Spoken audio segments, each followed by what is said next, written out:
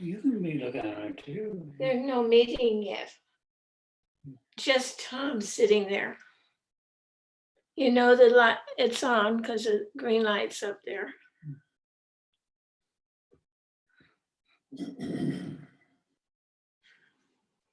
We have to wait until they, Call the meeting to order. right.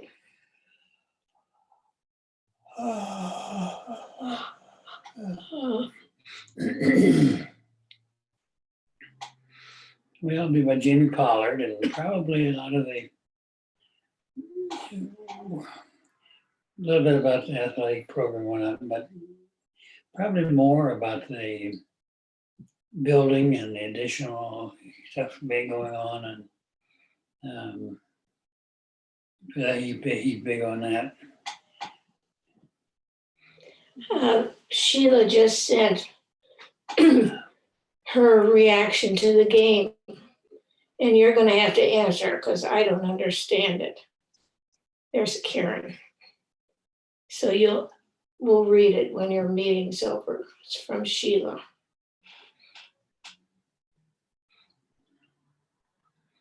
Was she encouraging about the team? Or Oh, yeah. Yeah, but she had a comment and I, not being a football expert. You are a football expert, man.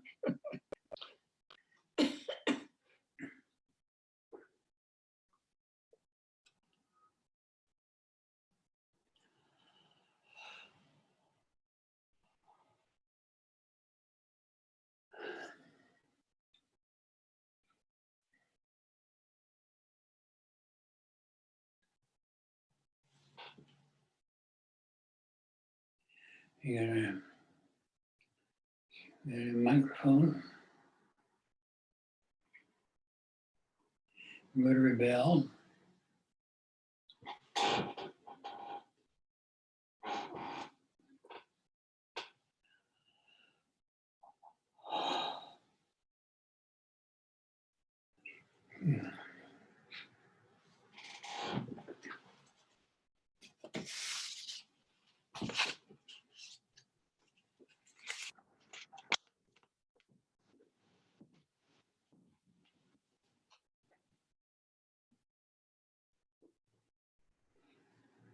You gonna watch it, Mom?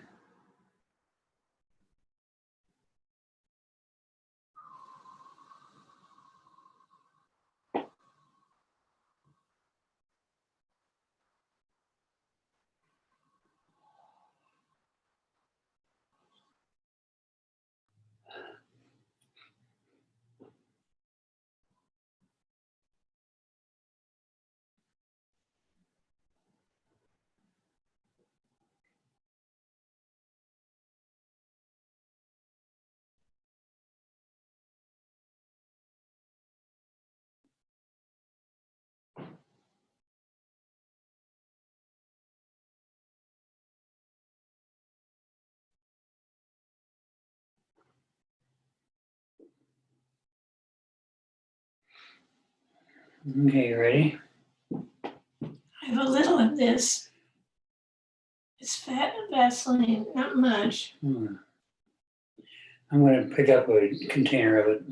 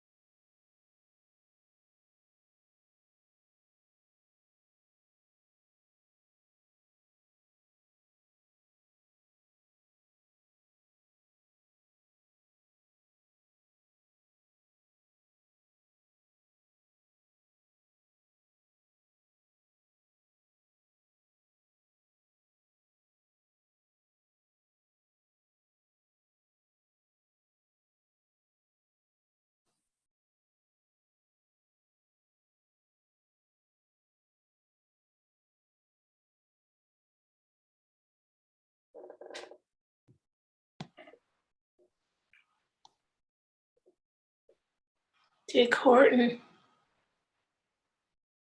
Say hi to Dick.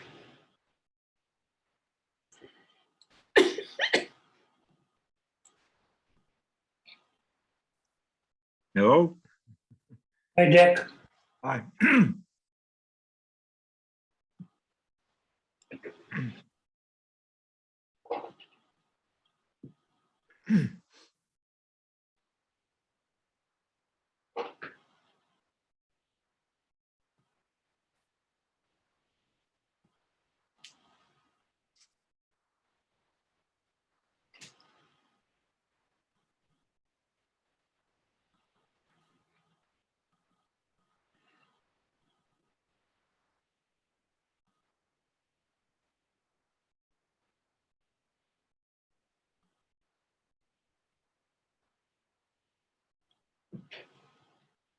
Welcome to the November 8th Rotary Club of Ames.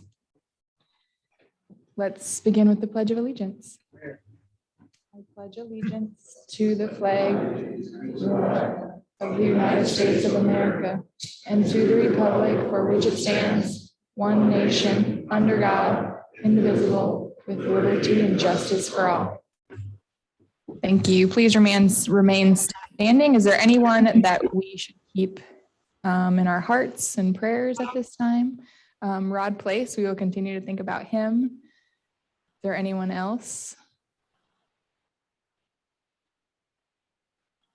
Okay, community of Fairfield. Okay. Is the volume okay? You can hear it. Thank you. Be seated. We have a list of guests here today, and John is going to be running the microphone. So if you do have a guest, go ahead and raise your hand. Marilyn Hove has a guest today. Merlin.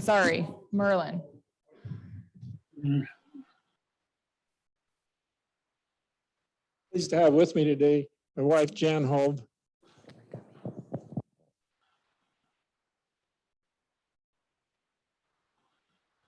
David Hagan has a guest.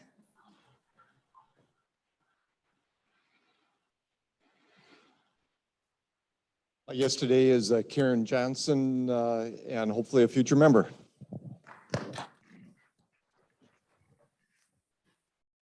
Georgia Bloom has a guest. Georgia, there she is.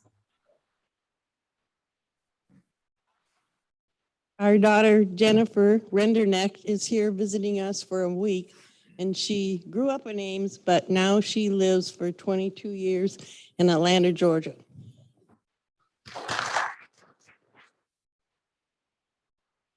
Eddie Horace has a guest.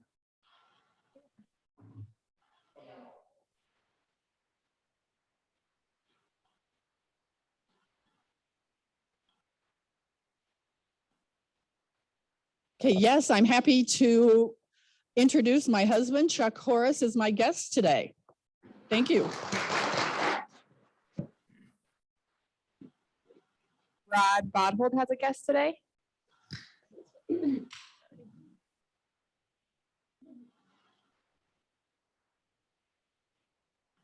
My guest today is my wife, Sandy, who now works on campus here at Iowa State and actually has a lunch hour once in a while.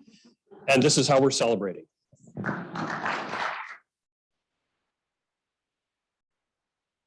At this time, I would like to introduce Dan King to the podium. He is a guest from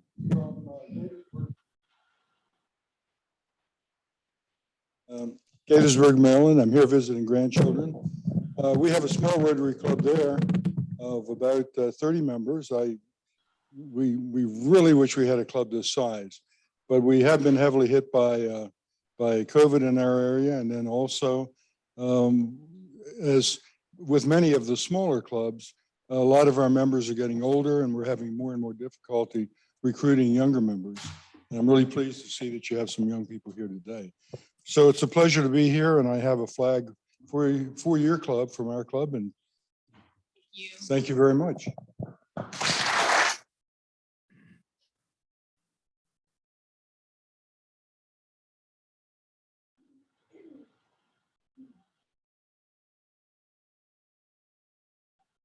You for our visitors and visiting Rotarians and our guests. I'm flying solo today, but for all the visitors and guests, we sing a welcome song. And it's, as you can see, to another school's fight song. That's the tune. And I'm kind of hyped up because I don't know what it was, but Saturday night, there was some excitement. There were fireworks. I don't know. I haven't been here long in Ames, Iowa, but fireworks were launched on Saturday night. And it's kind of kept my heart racing ever since. So because of that, I think we need to pick up the pace on this. It's got to be more like a marching band, upbeat. So I'm going to sing it fast. And now I need you. I need you to come along with me. Okay. You're feeding me. You're feeding me energy. So are you ready? Welcome to you from Ames Rotary, Nevada, London, or Gay Paris, from far off lands or the USA. We're glad that you are here today. Come back again whenever you're near. Join us and then we'll make it clear. Around the world you'll always be. Welcome at Rotary. Thank you.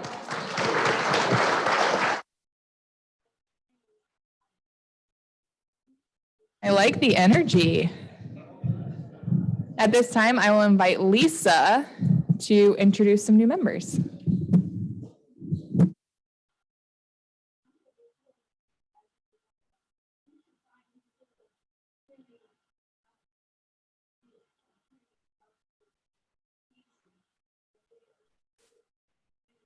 Thanks, Kelsey. I am very pleased this morning to introduce two new members who are both colleagues of mine at the Iowa State University Foundation. Starting on my immediate left is Mary Evanson. Mary is an Assistant Vice President of Development at the Foundation. In that role, she oversees engagement and annual fundraising strategies for multiple teams and serves as the Foundation's development liaison for the University Honors Program, the Division of Student Affairs, and Stevens Auditorium. With more than 20 years of development experience, primarily in the higher education realm, Mary is a regular speaker at national conferences. A graduate and co-chair of Leadership Ames, Mary frequently volunteers through the Ames Chamber of Commerce, currently serving on the Ames Community Health Steering Committee.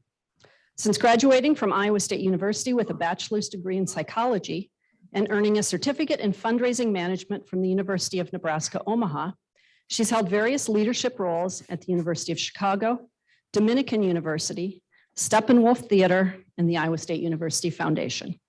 Mary resides here in Ames with her husband, Eric, and her two children, Parker, who's 13, and Elena, who's 11. And as Mary says, the world's cutest Yorkie, Frankie Giovanni. So welcome, Mary.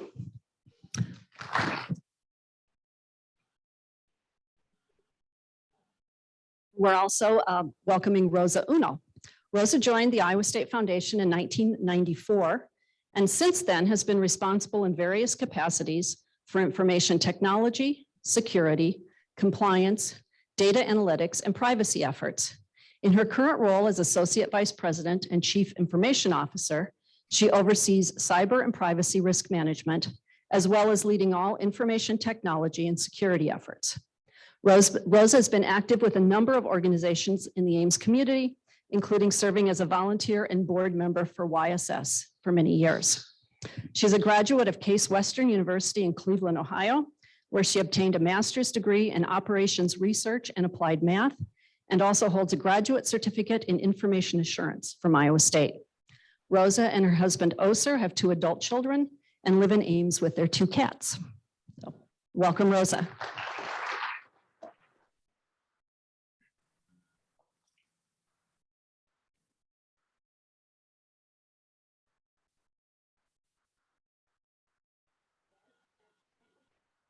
Well, congratulations. I'm Allison Walter, and our club has a tradition of always asking a past president to give a charge to our new members.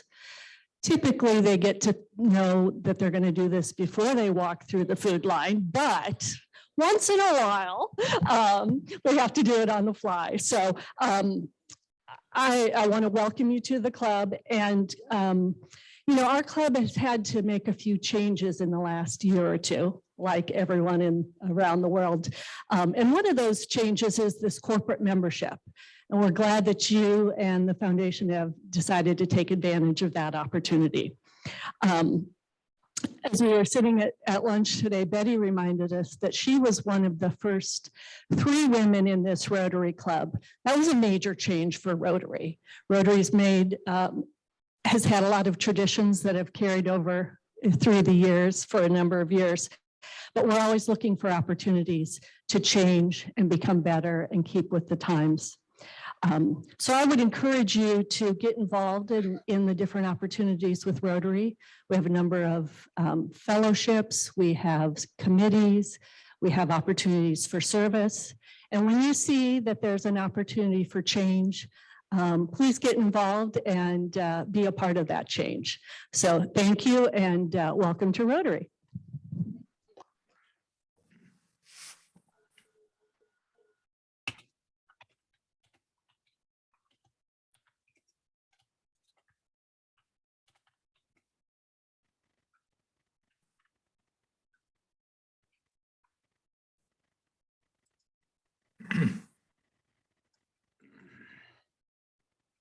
Photo op. I would, before I invite Kent up to introduce our speaker, I want to remind everyone to silence their phones. That would be helpful. And then we have a couple invitations to the 7th Annual Partners Meeting for Sustainable Water Systems in Tanzania. If you would like to tune in via Zoom, that is Tuesday, November 16th at 10 a.m. And on up, Kent, to introduce our speaker. Just gonna start. Just starting. Okay. Thank you, President Kelsey. I always try to reach out to our speakers to ask them to share a little bit of information that they would like to share with us, to share back to you. And in doing so, I have the great privilege of sharing what our athletic director sent to me. And he said, Kent, thanks for asking. We're introducing him right now. You're welcome. May I now introduce, no, almost, ISU Director of Athletes for the past 16 years. And he likes to take credit where credit is due, and he likes to give credit where credit is due. He is taking credit for 100% for the weather we had on Saturday. So, not the wind, but the weather. Now, Jamie, I am going to add some other things because I read this on Wikipedia and we know the internet's true. He's a graduate of the University of Wisconsin at Oshkosh, where I understand he was a little bit involved with some track events, primarily cross country, and he did he did okay in that area. He's married to Ellen. They have 4 children, 2 of which are in various Big 12 colleges. So we had to keep the Big 12 going forward, Jamie. Thank you for that. And they're both involved in cross country. I am not going to share anymore. I'm going to let Jamie do the speaking. And with that, Mr. Jamie Pollard, our Director of Athletics.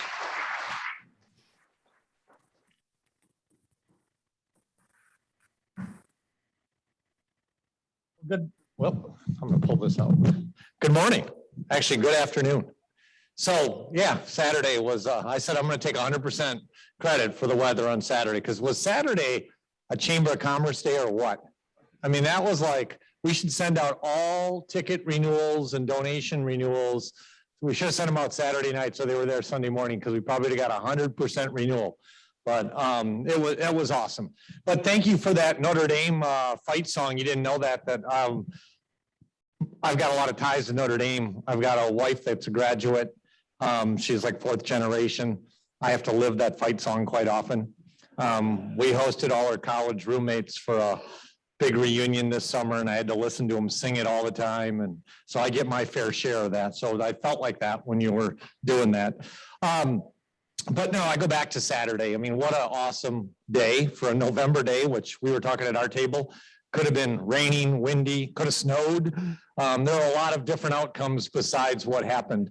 But, you know, great day, great game time for the day.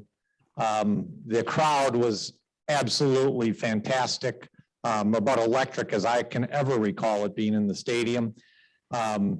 Texas totally cooperated.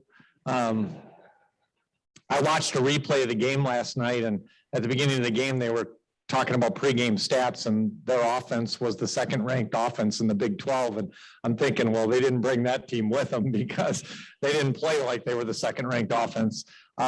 So, you know, that somebody asked me, do people get up for the Texas game? And I said, well, it's always fun beating Texas, right, Kelsey? It's always fun beating Texas, but this year was going to be a little special. And so I'm glad that turned out. And here's how good the day went, okay? Because you mentioned the fireworks. The fireworks were scheduled to go off at the start of the game. And I was telling everybody, watch for the fireworks. And I actually had a group that I stayed out of my suite because you can see them better when you're down on the field. Because when you're in the suite, you can't see what's happening above you. And they went off like, I mean, it was like one flume that went boom. And I thought to myself, wow, was that a waste of $10,000? So it went through my mind, you know, and then I didn't hear any more about it. And then at the end of the game, when all the fireworks are going off, everyone's going, this is so cool. I mean, boy, was that a risk you guys took? Like only going to keep them there in case we win, and thinking if you only knew, right? But so even the malfunction worked in our favor, okay? So that it ended up being, you know, just a fantastic day. And, you know, it's always fun when people leave the stadium feeling really good about what they just experienced. So awesome. But I thought what I'd do is just some random updates on some topics. And then I recall from speaking to this group before, you guys will be no short on questions. So, but that's fun because then I'm talking about what you guys want to hear, and that'll be more meaningful. But I thought I'd just give you a little rundown, just, you know, for those that aren't following that closely at home, on just how things are going this fall. So our women's soccer team, you know, although we're, you know, what people don't understand about soccer, and I didn't really either until you go through coaching changes, is soccer, and I'm looking at Dan because Dan knows this from having a daughter who played Division I soccer. Kids, the recruiting cycle, I mean, you're committing when you're in 8th and 9th grade. So when you make a change in coaches, the new coach, it's not like other sports where, you know, the next first recruiting class is going to be a big recruiting class because everybody's already committed. And so anybody that's not committed is probably only available for two reasons. One, they weren't good enough to have a commitment already, or for some reason, you know, and it's usually not a good reason, they're available. So it really takes a while in soccer to kind of change what's happening. And so we're 2 years in, but with Coach Fannin, we've been to the Big 12 championship playoffs. Not everybody qualifies, but we've made it both years. So I feel really good about what they're laying the groundwork to do. And, you know, they played TCU in the championship tournament, and TCU was the #1 seed who went on to win the Big 12 regular season and the championship. But we played them to the penalty kicks. And I watched that on ESPN Plus. It was pretty cool. You know, got down to the kicks and we lost 3-2 on the penalty kicks, but we were that close to knocking them off. So I think it was a good way to end the season for them. Our cross-country programs will run the NCAA regionals this Friday over at Iowa City. Both of them were runners-up at the Big 12 to Oklahoma State. But the women are ranked 13th in the country. The men are ranked 4th. And unless the bus gets lost on the way to Iowa City, they'll both make it to the NCAA championships the following week down in Tallahassee. And hopefully both teams will perform at the level that they're ranked, because that would be really exciting. Our women's tennis team, my kid Boomers say our coach, you know, the athletics director's got a lot of stuff to keep track of. And usually tennis, you don't really have to pay that close attention to in the fall because it's a spring sport. But they do play a limited fall schedule. And he has totally changed our fortunes in tennis. And we played in the fall, what they call fall national championships. And for the first time in the history of Iowa State, we actually had not only someone win the regional, but make it to the NCAA fall championships out in San Diego. And we had a young lady on the single side that won the regional championship and made it. And then both our doubles teams made it to the championship. So we were guaranteed that one of them was going to make it, but they both made it. So, I kid them and just say, I got to pay attention to another sport now in the fall, but that's a good problem to have. Big week this week for our volleyball program. Our volleyball program is currently in third in the Big 12, and they play K-State here in Ames. K-State's in fourth. So it's a big weekend for us because it's probably, will define how our postseason goes. I think if we win this weekend, we're pretty much probably putting ourselves into a lock of getting into the NCAA tournament. But we want to finish in that top three if we can, just for a lot of good reasons. But volleyball will be a little different schedule this weekend because basketball is also starting. So volleyball will be playing Thursday night at 6:30 in Hilton, and then Saturday at 1 o'clock in Hilton. Basketball start this week. So this is the week where, as athletics director, everything's starting to happen at one time. So we play our first women's basketball game tomorrow at 11 o'clock in Hilton, and our first men's game tomorrow night at 7 o'clock in Hilton. And then the men are back on Friday night at 7 o'clock against Oregon State from the Pac-12. And then obviously football's 2:30 Saturday. So you can go to volleyball on Saturday and still watch the football game. So a lot happening right now. I get asked, can we make it to the Big 12 championship in football? Yes, we can still make it to the Big 12 championship in football. The best way to do what we want to do is you just need to win out. Now that sounds easier said than done.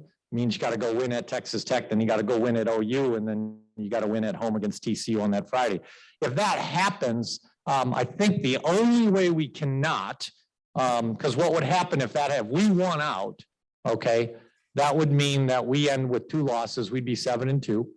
Okay. Oklahoma would lose again, or lose their first time, because we would win out. So Oklahoma would have lost, and Oklahoma State have to play each other. So one of them is going to have 2 losses, and we'll have beaten both of them. So we would have the tiebreaker over them. I think the only way we can't get there would be in a weird scenario where Baylor, Oklahoma, and Iowa State tied. And if the point differential, because that's the first tiebreaker, if there's a 3-way tie, could eliminate us. If we have a 3-way tie with Oklahoma State and Baylor and us, we get it because Baylor is the one that drops out. We already know that because those games have been played. So convoluted, but if we can win our last 3 games, I think you can count on going to Dallas to the Big 12 championship, because we'll be there. So it's exciting. It's fun to be in a position that we matter, and that, I actually think we can do that. So, a good friend of mine is the football coach at KU, Lance Leipold. Used to be, he grew up in Omaha and was at Wisconsin, and quite frankly, probably would have been our head football coach if Coach Campbell wouldn't have taken the job 6 years ago. And Lance is the head coach at KU right now in his first year. And he sent me a text after they played OU, and he said, there is no question you're better than OU. And that's coming from a football coach, just from having played both teams. So that gives me a little bit of hope. So, and I think we've won at Oklahoma one time, and, but hey, somebody's got to do it a second time, right? But none of that matters if we don't go beat Texas Tech on Saturday, right? So, a couple other updates, my good friends, the horse, asked me, they said, we want to get an update on the bridge. I said, who's going to talk about the bridge? So I got to give an update on the bridge, but no, the facility projects, couldn't be happier about how things turned out with the North End Zone and the Student Performance Center. I think that it's awesome for what it's done for our student athletes, and to be able to have the dining facility, academic facility, the new locker rooms, all the space for the teams. A couple of weekends ago, I was walking into the building that morning, and there were a couple of football players ahead of me. And I just asked, I said, hey guys, just real quick, what's the best part about this building so far? And they didn't even hesitate and said, the academic center being right here where we can go to it. And I kind of laughed and I said, you just made all your mother's hearts go flutter, flutter, flutter, and your athletics director, because the perfect answer, right? And then I said, okay, now between us, you can't say academics. What's the best part about the building? And I'm thinking they're going to say food, the grab and go area. They said the pool table in our locker room. So I was like, okay, they were being honest. But no, that facility has been great because number one, it's the first time we've been able to provide the food and dining facilities and that for all our student athletes, not just for the football team. But secondly, for me, it's a gathering space for them all. They're all together. And so I just see them more often. I see athletes that I wouldn't normally get to see. And that's what we're here for. And so, you know, when they were running all over campus and going to all parts, you don't really get to see them unless, you know, you deliberately go to a practice. And I just like the drive-by time because that's when you actually get to see them in their kind of natural setting and see who they really are. And so that's been really fun. And then from a fan standpoint, I think just the concourse and being able to walk around the stadium and how it lights up at night, just, you know, it's finished now. And it looks like a football stadium that wasn't put together with a bunch of renovations. It actually looks like it was designed that way. And I think back to, you know, when I started 17 years ago, and I've said this many a time, in my drawer in my desk, there were all these start and stop plans of the south end zone being bowled in. And every one of them was what I would call the erector set, which meant it was just like a box that was put on the end and you could tell it was not part of the original design. And for the longest time, that was kind of just the paradigm that everybody had. And it wasn't actually until we went to Texas Tech on a trip that we saw where they had added onto their stadium and curved it and bowled it in, and was like, aha, we can do that. And so I'm really proud of all the pieces that we've done incrementally, because they've all come together in a way that we really have something special now, and we should take a lot of pride in that and feel, you know, just we're in a really good spot when it comes to that. The bridge is already started, and it's the next project in the hopper. The bridge will be done by next August. It's fun to watch that first, I guess I call pillar, but you know, the first part of what's going to hold up the bridge coming out of there. So the bridge will actually come all the way out of the stadium and go over the parking lots, over the road, and then you can start to slowly see it now ramping down on the east side. That'll go all the way out past the ball fields. The logical question is, where is the bridge going to? So the bridge is going to a project that'll start next spring, which is the RV park. So we currently park 250 RVs out here on the cement, and then Vet Med parks 100 on game days at their max. And the new RV area will be 350 permanent stalls that will be, they're all numbered, so no one has to line up on Wednesday night or Thursday morning to, you know, protect their little 10-foot piece of grass that they always want to have, right? Because they'll know what stall they have. And each stall will have electric hookup, which will be new. Each stall will have a 55 by 10-foot cement pad to park your rig on. And then we'll also have a 55 by 10-foot grass area for your, whatever you do outside your RV. And there'll be 350 of those. So it'll be a really neat area, and they'll just get on the ramp and come right into the stadium.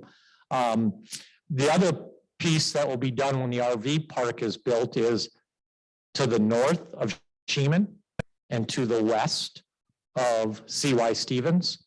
Those parking lots are all being redone like we did north and south of Hilton several years ago. And we're actually adding it's 400 parking spaces, 382, I think, additional parking spaces that are being added in that space. Number one, through just redesign and you parking the cars more efficiently. And number two, expanding the footprint of the parking lots. And the parking lot to the north of Sheeman will actually connect into the parking to the west of CY Stevens. A revolutionary thought. We'll actually have parking at the front door of CY Stevens instead of all the parking being at the back door. And then there'll be a whole host of new accessible parking that'll be up in that space available for those that are coming to either Fisher or CY or to Stevens, or excuse me, to Sheeman or even to Hilton. So that'll be a big plus. And that'll also be done by next fall. So there'll be a lot of activity between, you know, we don't need a lot of rain in the spring because we want to start early. But there'll be a lot of activity around those places during the spring and next summer to get everything done in time for the fall football season. And then lastly, I would say, there's a lot of discussion and work going on behind the scenes on what we've affectionately are now calling Sci-Town. And Sci-Town is the name of the space that we're calling out here, which is the multi-use district that eventually would connect Jack Trice Stadium to the Iowa State Center and to Hilton. And I think, sometime in the near future, there'll be more information shared about that will be more meaningful. But I thought I'd just let you know, there are a lot of people working extra hard behind the scenes to try to make that project go. So, and then my last topic, I thought I'd just give you a few thoughts on, and then we'll go to questions, is conference realignment, right? Can't have a fall in Ames without there's being something about conference realignment. And this fall is no different. But certainly we would have preferred it not to have happened, but it did. And so Texas and OU will leave at some point in time to go to the SEC. And what I'd tell you is this, is, I'm excited about what the future holds. There's still some unknowns financially about what that means. And undoubtedly it'll, be a little bit of a setback for us financially, but I'm excited for this. Number one is, if the future is digital, and that's what everyone keeps telling us, despite maybe us not wanting it to be that way. If it is digital, in the past, expansion was all done by households, and Iowa is always going to come up short in households. We're a small state. We don't have big metro areas, and the state we share with another school that already is in all those markets. So we were never going to drive the needle in that space at all, ever. Digital is all based on activation. Okay, who activates? And just because you got a lot of people doesn't mean you necessarily activate within your state. Our fans activate extremely well. All you do is look, we've had 4 sellouts this year. Who would have ever thought, right? We're averaging 60,446 this year for football. So if we have more than 53,442 at the TCU game, we'll average over 60,000 for all 6 games. So I think we'll top that. But what's really good about the 4 schools we've added is Central Florida is the largest school in the country, 70,000 students. Cincinnati and Houston are both close to 50,000 students.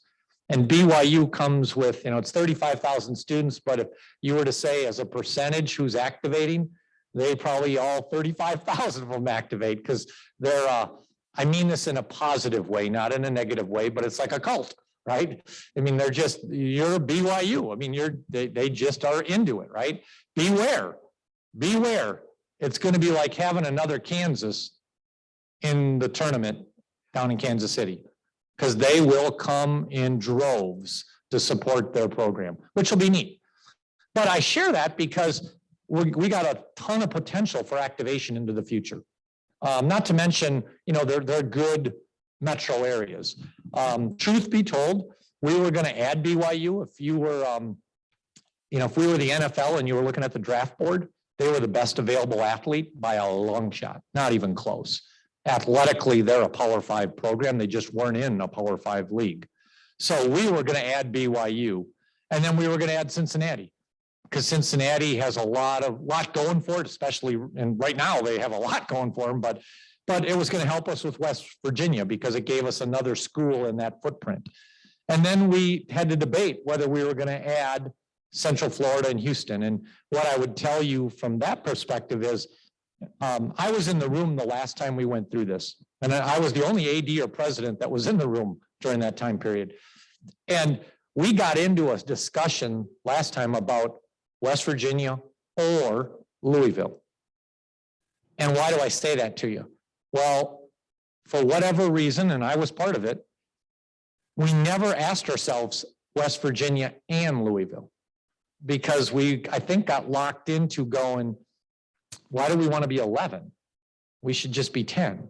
Well, we should have, in hindsight, went 11 and then figured out who 12 was. But we never had that discussion because I think we made it an or discussion. And as soon as we took West Virginia, the ACC took Louisville. And I often wonder, had we taken Louisville and then added a 12th member, what would have happened to the Big 12? Okay. So as we were at the table talking about what to do to replace Texas and Oklahoma, we just said, we can't leave Orlando and Houston. We'll be fools if we leave Orlando and Houston on the sidelines because somebody else will take them. The Pac-12 will take the city of Houston and the ACC will take the city of Orlando, and we'll be left at the, going, how did we miss that? So that's how those two came along. And quite frankly, there was a line after that. There wasn't anybody else even remotely considered as a fifth. Doesn't mean that someday in the future they wouldn't, but it wasn't even, again, best available athletes. They were clearly the 4 best available athletes. So, so when they come in, BYU is definitely coming in the fall of 23. Cincinnati, Houston, and Central Florida will most likely come in the fall of 23, but they still have to work their way out of the current conference. They have a penalty in dollars, 10 million, and they got a penalty in months, 27. So the only way they can come in the fall of 23 is to buy their way out of their 27-month penalty. And so they're negotiating on that right now, but we fully expect that they'll come in. So what that would mean is we would be 14 members in 23 and 24, and then 12 and 25, 26. If they don't come in 23, 24, they'll come in the next year, which means we'll be 11, then 14, then 12, which will be a scheduling nightmare, but we'll figure it out. So stay tuned on that front. All right, this is your time now. We got probably about 15 to 20 minutes. Any questions? I always say no questions are off limits. There might be some answers. So do we have yeah, we're going to do thanks, Kelsey.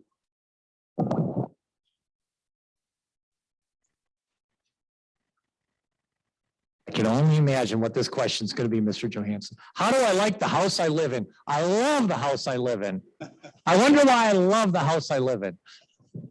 Okay. I have 2 things. The first one is, here's Johnny. Will that be expanded? And then I wondered after the football game if you sang along Sweet Georgia Brown. Sweet Georgia Brown? Sweet Caroline. Okay, we know what you meant. Carolina. So remind me what the first question was, because I was thinking about your Sweet Georgia.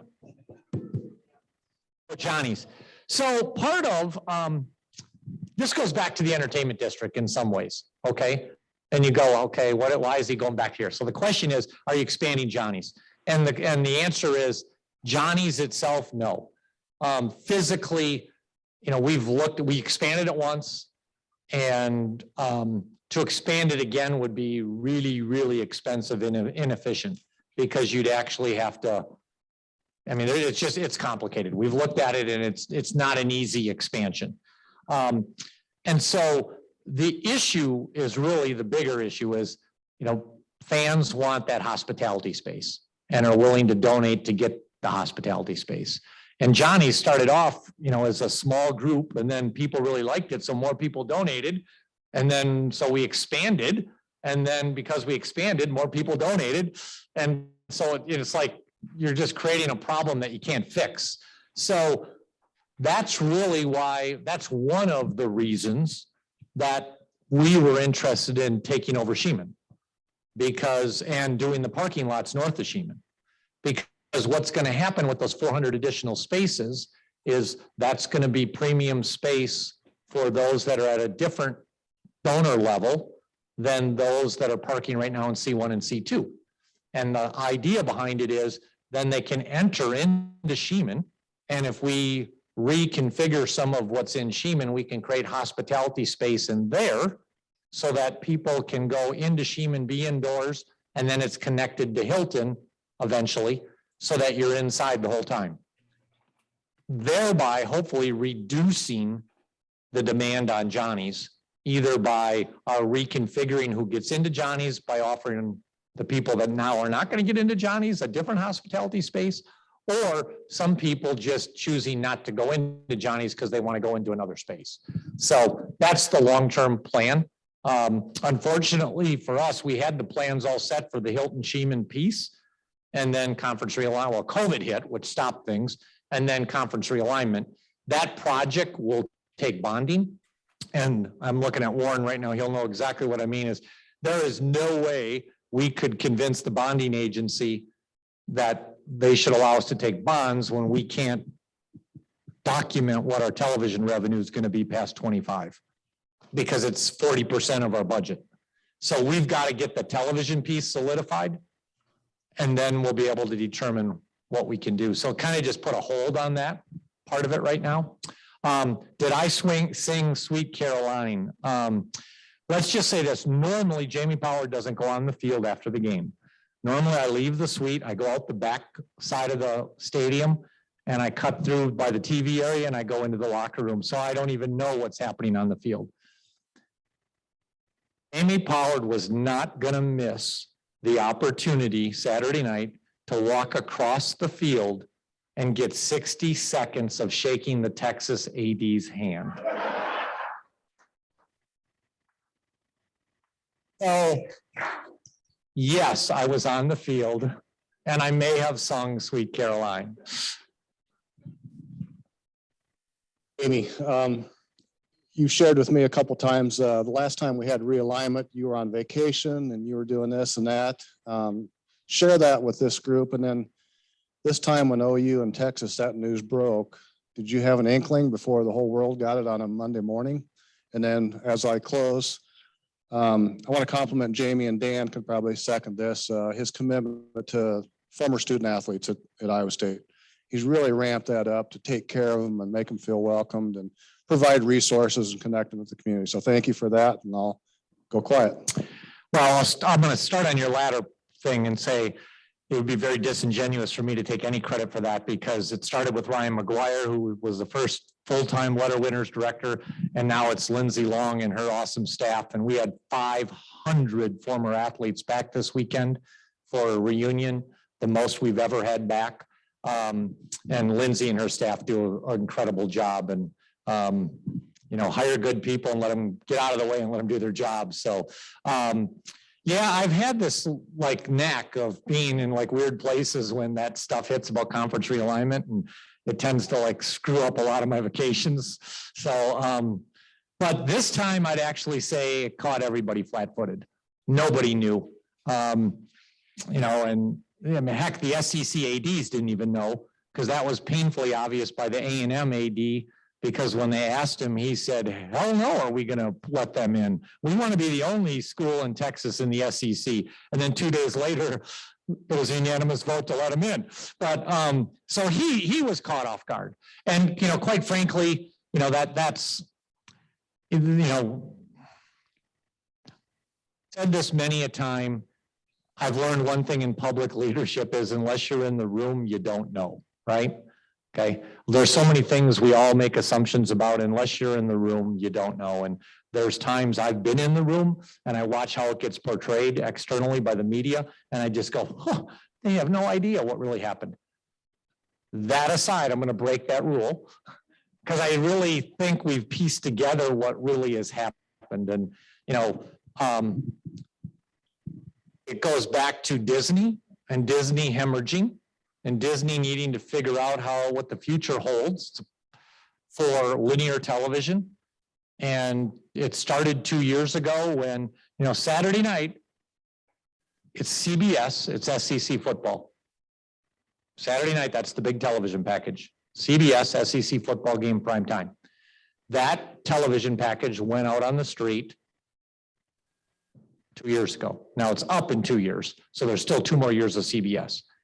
ESPN went in and just bought the rights out because ESPN wanted to control the SEC. Okay. And so they way overpaid for it at the time that their revenues are going the other way. So then you start to go, how are we going to pay for that? Okay. And you start looking at distributions. And I know I'm going to give you a ton of numbers here in a short period of time, but the Big Ten gets $55 million per school. The SEC gets $45 million per school. The Big 12 gets 40 per school. And then the ACC and the Pac-12 get about 30. So we're in a really good spot, okay? The SEC wanted to be like the Big Ten.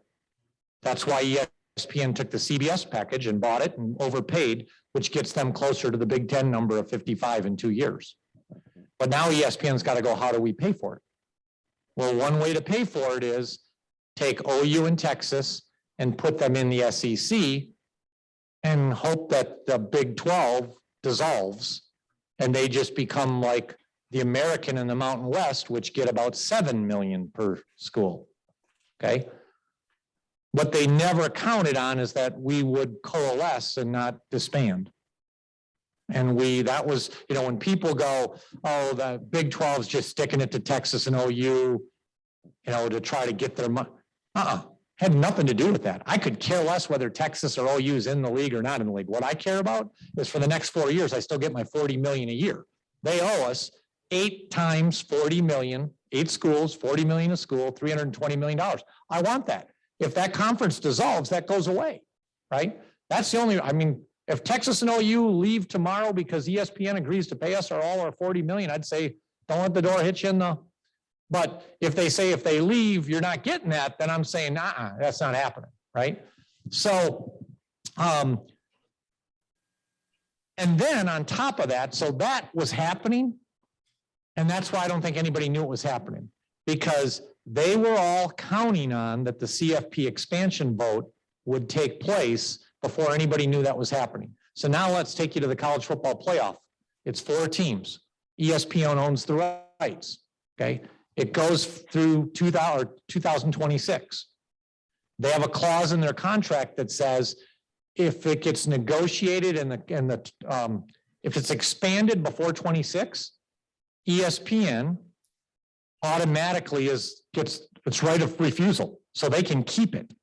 Okay, it doesn't have to go to the market to be bid out for the highest bidder.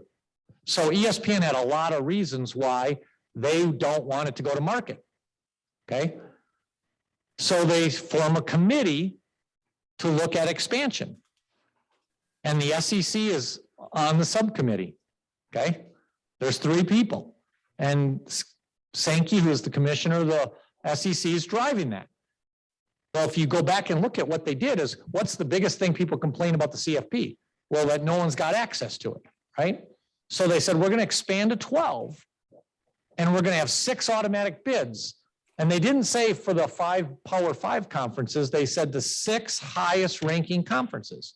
So now you got the Mountain West and the AC and some others that are going, wow, for the first time, we'll have a fighting chance because it's wide open. So we're for expansion. But what they didn't say was, and the other 6 will go to at-larges, and we're taking Texas and OU to SEC. The other 6 are going to go to the SEC. They never said that, but that was what was clearly in the strategy. So they would have owned 7/12 of this huge contract with ESPN that got expanded, and ESPN was going to own all the rights. And really what ended up happening is, again, not in the room, so I don't know exactly, but I think what happened is, somehow some Texas legislator that's a Longhorn knew about it and must have said something to an A&M donor, because A&M is who blew it up. Now, A&M ended up voting for it 2 days later, but when they blew it up, they thought they actually were blowing it up for their own good, right? And so they went public with it, and that's how everybody found out about it. And so, the ultimate answer to the question is we were all like, what? I remember when I first heard it, and I'm thinking, no way. There's no way. The day before it got announced, we're going through this thing about women's basketball in Kansas City, and should we put the women's tournament in this, not the Sprint Center, what's it called? T-Mobile? Yeah, T-Mobile, so that the women are in municipal. And so we were going to have a subcommittee look at it, and the AD from Oklahoma, volunteered to serve as the chair of that committee. And I'm thinking, I'm glad you and not me, but he did that the day before, right? There's no way he does that if he knew that this was coming out the next day, right? So it caught everybody flat-footed.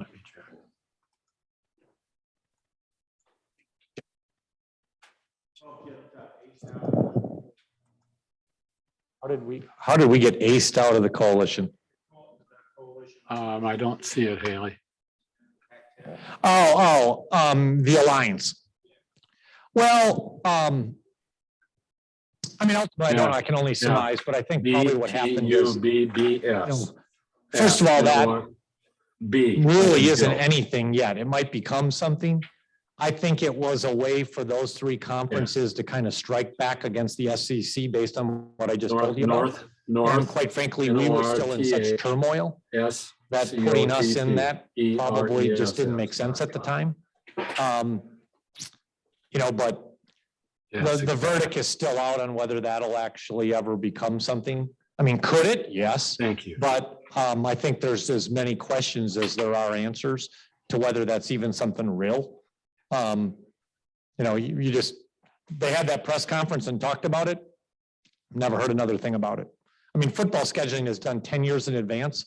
So a lot of those things, it would take 10 years. Think of this, okay? There's 65 Power 5 conference or Power 5 teams, the 5 conferences plus Notre Dame, 65 schools, okay? So there's 65 of me. In the last 4 years, 35 of those schools have changed me. Okay, in the last 5 years, only 19 of me are still there. So 10 years from now, the people that made that decision won't even be in the room to implement that decision. That's how far-fetched it is. So I haven't spent 1 second thinking about that. Good question, though. How is the image and likeness business impacting athletes here at Iowa State, Jamie? So the question is name, image, and likeness, or NIL or NIL, and how is it impacting student athletes at Iowa State? For starters, I would say it hasn't been anything, as predicted by several of us, it hasn't been anywhere near as robust or as big as the media likes to portray things. You know, it's like anything in our world. You know, the media is going to gravitate to the extreme, and you would think every single student athlete's got all these name, image, and likeness deals, okay? My data is probably a little outdated, Warren, because it's from about a month ago.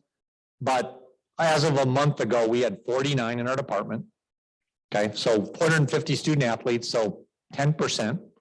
Of the 49, 4 were for cash, 9 were for revenue share, and the rest were all for some kind of equipment. And that equipment ranged from a Barstool t-shirt, because the Barstool, that website, was giving t-shirts away to all student athletes that signed up. A goalie got goalie gloves, a pole vaulter got a pole vault, you know, or got a pole. Pretty minuscule. It just hasn't been. Our biggest, or the student athletes has had the most robust is David Carr, our wrestler. Brock and Brees had some autograph signing things where they got $2,500 to go sign autographs. I question how sustainable any of that is, because I think the ROI on it is pretty weak. And I think there was this big buildup and anticipation. I wonder how many times it'll happen the second time through. Just before it all took place, I was on a virtual call when we were doing virtual calls still for our donors, and we had all the car dealers on the call. And I joked with the car dealers and I said, I'm glad you guys make so much money selling cars that every car dealer or every student athlete is going to have a car dealer deal, because that's what the media portrayed it as, right? You know, and White's said, you know what, we could have student athletes down here signing autographs and we won't sell one car because of that. It doesn't work that way. So I think there's some people that get really energized and do it, but they're probably doing it not for the ROI, but doing it more out of emotion. And I think over time, the emotion will run its course, and it will find its peace. As Coach Campbell has said, is, you know what, if that's what somebody asked me on a recruiting visit, then they're probably not the right fit for us, because they're worried about something that, you know, isn't going to help us win games. There's a question on the screen from Carrie McPartland. I'm wondering what consideration is being given to the businesses that are already established in Ames when you look at building the city. You spoke of linking Jack Trice to Hilton. Well, so I think what I would answer that in several ways. First of all, you know, the Ames Convention and Visitors Bureau, and I'm looking at Kevin, you know, they've got hotelers, restauranteurs, is that the right word? That are on that committee, and they understand how important this project is to the vibrancy of Ames in the future. This city is a company town and the company is Iowa State University, okay? And what everybody in this city ought to be worried about, big time, if you're in business and you're making money off the student body in this campus, is in 2025, there's a huge enrollment cliff coming to the United States. In 2008, during the recession, people stopped having babies. And you can track it right now in middle school and high school. And if you think going from 36,000 to 30,000, we'll be lucky to stay at 25,000. So if you think we've got empty apartments today, and we've got empty this and empty that, get ready. Get ready. And so one of the questions I'd ask us is, what are we going to do to attract more from a smaller pot? Because if we just sit back, I can guarantee you what's going to happen. Okay, so we as a city have to figure out, are we going to grow or are we going to just die? Simple as that. And so, when I look at it and go, I watch all the people that work at Wachovia or any other great things that are coming in. Rick Sanders has got the research park just flying right now. It's filled to the gills. We need to expand. We need to buy more land to build more buildings. But none of those people are living in Ames.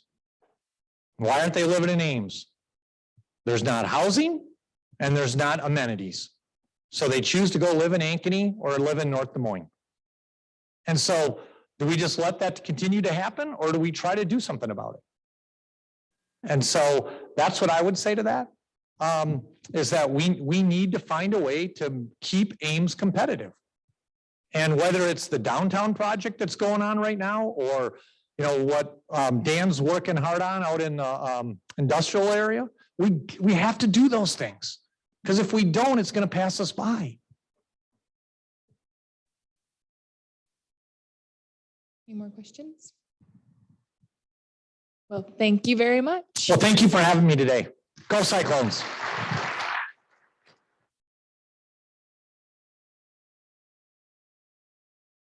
As you've been told in the past, we are sponsors to Raising Readers. So if you would autograph this, we will give it to a 2-year-old at the Well Baby Check. Thank you.